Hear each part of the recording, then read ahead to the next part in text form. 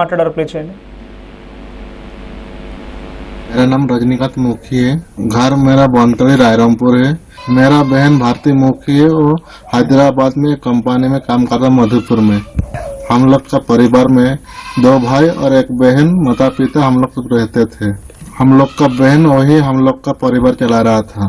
हर महीना वो पैसा भेज रहा था, पढ़ाई वढ़ाई का सब, घर खर्चा, घर का मतलब सब संभाल रहा था। वो सारे जिम्मेदारी उसी के पास में, हम लोग उसी का ये में हम लोग भरोसा में चल रहे थे। कोई एक हैदराबाद का एक नेता का बेटा बहुत स्पीड में मेरे बहन को ठोक दिया, वहीं पे स्पॉट डेथ हो गया। हम लोग अभी बहुत दुख और बहुत उदास में है, पूरा परिवार पूरा उदास में है। अभी परिवार के लिए देखभाल के लिए कोई ऐसा नहीं है। मैं बोलूं कि मैं सरकार को कुछ हम लोग के लिए कुछ सुविधा कर दीजिए। రైట్. సో ఆయన చెప్తున్న మాట ఏంటంటే, నా పేరు రజనీకాంత్ ముఖి, మా ఇల్లు రాయరంగ్పూర్లో ఉంది, నా చెల్లెలు భారతీ ముఖి, ఆమె హైదరాబాద్లోని మాదాపూర్లో ఓ చోట పనిచేస్తున్నది. సో తను పనిచేసే దగ్గర హైదరాబాద్ సంబంధించిన ఒక నేత, ఆయన కుమారుడు నా చెల్లెల్ని కారుతో ఢీకొట్టి చంపేశాడు. సో ప్రభుత్వం నన్ను ఆదుకోవాలని చెప్పైనా మాట్లాడుతున్న మాటలు. సో ఆ కుటుంబానికి పెద్ద దిక్కు ఆవిడే. ఇక్కడే తను పనిచేసి అంతో ఇంతో డబ్బులు ఇంటికి పంపిస్తే ఆ డబ్బులతోనే కొంత వాళ్ళు చదువుకోవడం కానీ లేకపోతే ఇంకేదైనా జరుగుతుంది. కుటుంబ పోషణకు ఒక రకంగా తను చాలా పెద్ద దిక్కుగా ఉందని చెప్పి ఆ అన్న చెప్తూ ఉన్నాడు.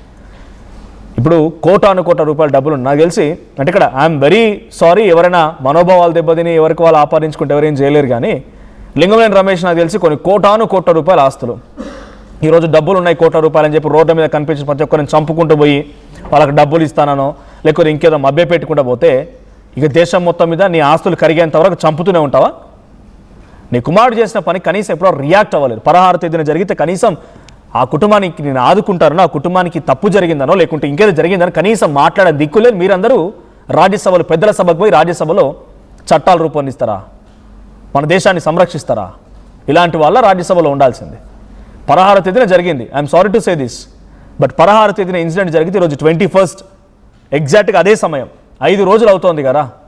4-5 రోజుల్లో కనీసం బయటికి వచ్చి నా కొడుకే తప్పు చేసిండు, నా కొడుకే తాగి మద్యమత్తులు నడిపిండు, లేదంటే తాగలేదు, నీ కొడుకు చాలా మంచివాడైతే తాగలేదనో, లేదు ఆ తర్వాత ఇక్కడ జరిగిన ఇన్సిడెంట్లో తనకి ఎటువంటి అలవాట్లు లేవు, డ్రగ్స్ అలాంటి ఏం లేవు అని చెప్పడమో.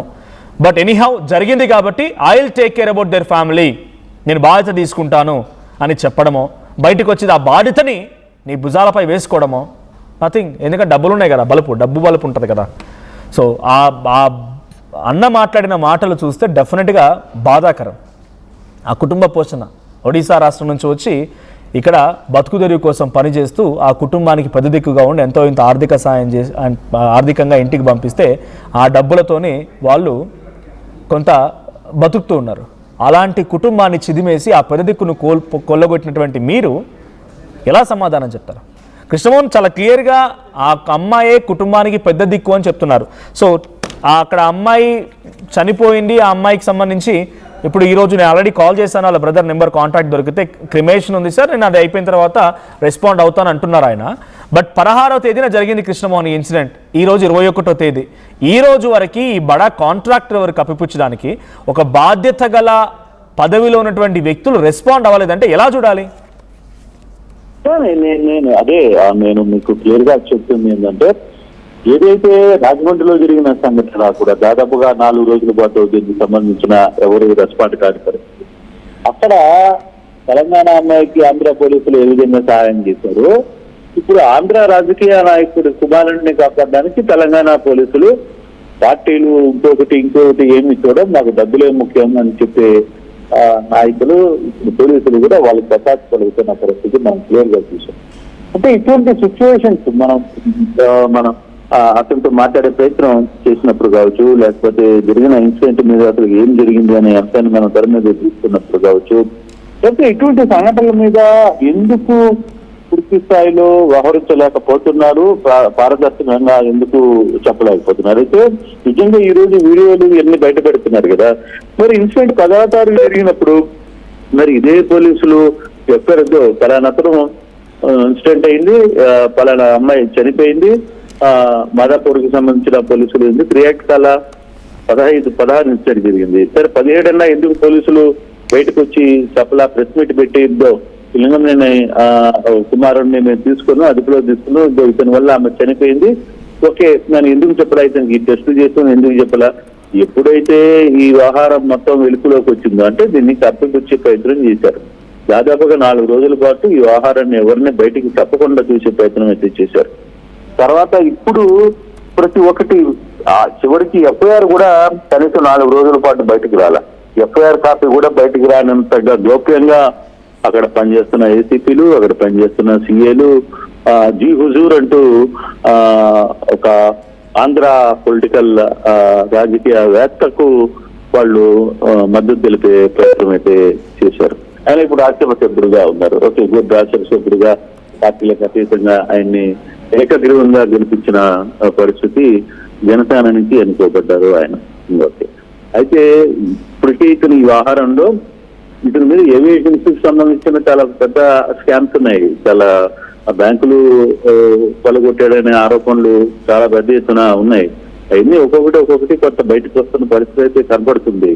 అయితే కుమారుణ్ణి కాపాడుకునేదానికి మరి వ్యవహారాన్ని పోలీసులు బయటకు చెప్పకుండా ఉండడానికి ఎన్ని ఏన్మతలకు జరిగింది. తెలంగాణ పోలీసులు మరి ఏ విధమయ్యారు? మరి అక్కడ కాంగ్రెస్ ప్రభుత్వం ఉంది. కాంగ్రెస్ ప్రభుత్వం జనసేన రాజ్యసభ సభ్యుడికి పూర్తి స్థాయిలో మద్దతు ఇచ్చే ప్రయత్నం చేస్తుంది, ఆయన్ని కాపాడే ప్రయత్నం చేసింది. కనీసం 4 రోజుల పాటు ఎవరికి ఈ సమాచారాన్ని బయట చెప్పే ప్రయత్నం చేయలేదు. కనీసం దానికి సంబంధించిన వివరాలు కామన్ గా అంటే రెగ్యులర్ దీంట్లో అసలు క్రైమ్ జరిగితే డేటాలో ఎంటర్ అవ్వాల్సిన డేటాలో కూడా ఈ క్రైమ్ రిపోర్ట్ ఎంటర్ కాల. ఈ రోజు దాకా నిన్నటి దాకా పూర్తి క్రైమ్ కి సంబంధించిన డీటెయిల్స్ రాలి. 16 జరిగితే నిన్న 18, నిన్నటి నుంచి కొంత వ్యవహారం వెలుగులోకి వస్తున్న పరిస్థితి. ఇప్పుడు మేము ఆ టెస్టులు చేసాం, ఆ రోజు ఈ టెస్టులు చేసామని చెప్పి పోలీసులు వీడు. నేను అడిగే పాయింట్ ఏంటంటే, సాధారణంగా ఎవరైనా ఈ ప్లేస్ లో ఒకే ఈ భారతి అని ఆ పాప చనిపోయిన కేసులో లింగంనేని రమేష్ కాకుండా ఇంకో ఎక్సో వయ్యో సాధారణంగా రోడ్డు మీద పోయే కారు డ్రైవరు జరుగుంటే మీరు ఏం చేసేవాళ్ళు? చనిపోతే వెంటనే వాడిని లోపల పెట్టి బయట పెట్టి వాడికి ఆ టెస్టులు చేసాం, ఈ టెస్టులు చేసామని మీడియా ముందు పెట్టి మీడియా మొత్తాన్ని పిలిచి పెద్ద ఎత్తున పంచాయతీ చేసేవాళ్ళు కదా. మరి 4 రోజులు ఎందుకు చేయలేకపోయారు ఈ విషయం మీరు నిజాయితీగా వ్యవహారంలో నడుపుతుంటే? అంటే ఇంకో క్వశ్చన్ కూడా కృష్ణమోహన్, ఇక్కడ ఆ రోజు ప్రసాదిత్యమాల్లో జరిగిన సంఘటన విషయంలో ఆర్టీఓ వెలికి తీసింది. ఆర్టీఓ వరుస కథనాలతోనే అక్కడ పోలీసులు యాక్షన్ మొదలు పెట్టారు, ప్రభుత్వం రియాక్ట్ అయింది. తర్వాత ప్రియాంక మరణానికి సంబంధించి కారకులైన వ్యక్తులను అరెస్ట్ చేశారు. సో ఈ రోజు కూడా ఈ విషయం పైన ఆర్టీఓ వరుస కథనాల తర్వాతనే పోలీసులు కొంత ఈరోజు ఆదేశాలు జారీ చేసి ఆయన్ని విచారణ కోసం పిలుస్తున్నామంటున్నారు. అంటే ఎవరో ఒకరు క్వశ్చన్ చేస్తే కానీ ఈ వ్యవస్థలో పోలీసులు కానీ లేకుంటే బడాబాబులకు ఒక న్యాయం లేకపోతే సామాన్యులకు న్యాయం అన్నట్టుగా ఈ డిఫరెన్సియేషన్స్ ఉంటాయా? ఎవరో క్వశ్చన్ చేస్తే కానీ వాళ్ళ పని వాళ్ళు చేయలేరా? అంటే బేసిక్ గా అదే కదా నేను చెప్పేది. పేదలకు ఒక న్యాయం ఉంటది, పెద్దలకు ఒక న్యాయం ఉంటది. అంటే పేదల భూములు ఆక్రమించుకోవడం, పేదల రక్తాన్ని పీల్చుకు తినడం, తర్వాత ఇటువంటి వాళ్ళకి సంబంధించిన వ్యవహారాలు చేసే పెద్ద పెద్ద నాయకులకి మన వ్యవస్థలో ఇప్పుడున్న వ్యవస్థలో ఆ వ్యవస్థకి పోలీసు సపోర్ట్ ఉంటుంది, న్యాయ వ్యవస్థ సపోర్ట్ ఉంటుంది. మేబీ అది నేను అనకూడదు. బట్ జరుగుతున్న ఇష్యూస్ అన్ని మనం చూసుకుంటే ఒక కామన్ మెన్ గా, ఒక సాధారణ వ్యక్తిగా, ఈ ఒక సాధారణ వ్యక్తి ఒక ఇష్యూ మీద పోలీస్ స్టేషన్కి పోతే ఎన్ని రోజులు తిరగాలి, ఎన్ని స్టేషన్లు తిరగాలి, ఎంత వ్యవస్థ తిరగాలి, ఎంత టైం పడుతుంది? బట్ ఇక్కడ పరిస్థితి అటువంటి సిచ్యువేషన్ ఉందా? అసలుకి వాళ్ళు ఎక్కడ హ్యాపీగా తండ్రి కొడుకు యాక్సిడెంట్ చేశాడు, చనిపోయారు, కేసు అయిపోయింది, బెయిల్ వచ్చేసింది. లింగంనేని రమేష్ నిన్న అసెంబ్లీలో ఏపీ అసెంబ్లీలో ప్రత్యక్షమయ్యాడు. తన నాయకుడు జనసేన అధినేత పవన్ కళ్యాణ్ తో భేటీలో పాల్గొన్నాడు. రేపు స్థానిక సంస్థల ఎన్నికల్లో ఎలా ఉంటాయో చూద్దామని చెప్పి వాళ్ళు తెప్పించుకున్న ప్రయత్నం చేశారు. ఇంకో ఇష్యూ జరుగుతుంది. మరి అదే సామాన్యుడైతే అసలు బయటికి రాగలడా? ఒక సాధారణ వ్యక్తి ఇన్సిడెంట్ ఓకే, మనకు నీకు నేను అదే డ్రైవ్ చేస్తూ చిన్న ఇన్సిడెంట్ జరిగింది, ఒకవేళ పొరపాటున ఎవరైనా చనిపోయారని అనుకుందాం. చనిపోయిన ప్లేస్ లో మనమైతే వీళ్ళు ఇట్లా వదిలిపెడతారా? వేరే సామాన్య వ్యక్తులు అయితే ఇట్లా వదిలిపెడతారా? అంటే బేసిక్ గా ఈ వ్యవస్థలో ఎక్కడ పోలీసు ఎక్కడైనా ఒకటే, ఇది ఆంధ్ర అనే ఒకటే, తెలంగాణ ఒకటే. పోలీసులో ఎటువంటి మార్పు కనపడదు. పెద్దలకు ఒక న్యాయం, ఆ రోడ్ల మీద పనిచేసే వాళ్ళకి ఒక న్యాయం, గ్రౌండ్ లో పనిచేసే వాళ్ళకి ఒక న్యాయం. దాంట్లో ఎటువంటి మార్పు లేదు. కాకపోతే 4 రోజులు ఈ వ్యవహారాన్ని ఎందుకు బయటికి రాలేదు? ఎందుకు దాచిపెట్టే ప్రయత్నం చేశారు? 16 సాయంత్రం 17, 18, 19 దాకా ఎందుకు వ్యవహారం బయటకు అసలు రాకుండా ఎందుకు లోపల పెట్టే ప్రయత్నం చేస్తారు? కనీసం పోలీసులు దీనికి సంబంధించిన ఎఫ్ఐఆర్ ఎందుకు చెప్పలేకపోయారు? దీనికి సంబంధించిన వీడియో ఎందుకు ఇవ్వలేకపోయారు? అసలు ప్రెస్ మీట్ ఎందుకు నిర్వహించలేకపోయారు? ఇదో పలానా వ్యక్తి యాక్సిడెంట్ జరిగింది, పలానాడు గుద్దాడు, లేదు అమ్మాయి చనిపోయింది, దీనివల్ల ఇది జరిగిందంటే అసలు ఈ రచ్చ లేదు కదా. అదే రోజు పోలీసులు ఈ పని చేస్తుంటే ఇప్పుడు తెలంగాణ ప్రభుత్వానికి మచ్చ లేదు కదా, ఇన్ని ప్రశ్నలు వచ్చేవి కాదు కదా, సామాన్యుడు ఇంత అడిగే పరిస్థితి లేదు కదా. అంటే ఆ వ్యవస్థని కప్పపుచ్చడంలో ఏ విధంగా అయినా పెద్దలకి పోలీసులు వ్యవహరించే తీరు ఆ విధంగా ఉంటుందని మరోసారి ఇప్పటికైనా. కృష్ణమోహన్ ఒక్కసారి హోల్డ్ లో ఉండండి. ఒకసారి నేను మళ్ళీ అక్కడ కంప్లైంట్ ఇచ్చిన వ్యక్తి అశ్విన్ కి కాల్ చేస్తున్నాను, లైఫ్ స్టైల్ స్టోర్ మేనేజర్ కి.